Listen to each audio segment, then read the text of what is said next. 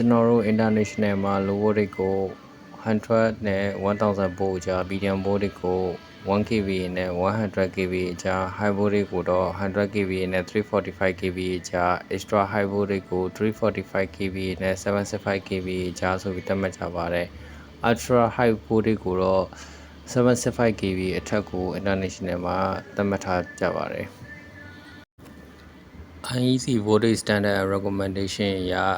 EMV voltage မှာ AC voltage ကို50 volt အောက်ကိုသတ်မှတ်ပြီးတော့ DC voltage ကိုတော့120 volt အောက်ကိုသတ်မှတ်ထားကြပါတယ် low voltage rate ကိုတော့ AC မှာ50 volt ကနေပြီး1000 volt ကြားသတ်မှတ်ထားပြီးတော့ DC voltage ကိုတော့120 volt ကနေ1500 volt အတွင်းကိုသတ်မှတ်ထားပါတယ်risk အရာဆိုရင် electrical short အနေထားလောက်ပဲ low voltage မှာဖြစ်မှာပါ extra low voltage မှာတော့ risk အနေနဲ့ damage အနေနဲ့တော့တော်တော်နည်းပါတယ်လူထိခိုက်မှုအနေနဲ့တော်တော်နည်းလို့သတ်မှတ်ထားကြပါတယ် IEC standard မှာ voltage high voltage range ကိုတော့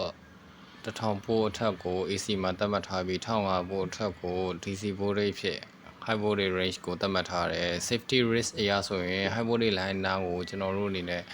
တွားရောက်ကတ်တဲ့ခါကျရင်လျှက်ကူးကြောင်းအနေနဲ့လူကိုဒုက္ခပေးနိုင်ပါတယ်အဲ့ဒါကြောင့်ကျွန်တော်တို့ high voltage line တွေအတွက်လူနဲ့သတ်မှတ်အကွာအဝေးကို safety ကြကြသတ်မှတ်ထားကြတာဖြစ်ပါတယ်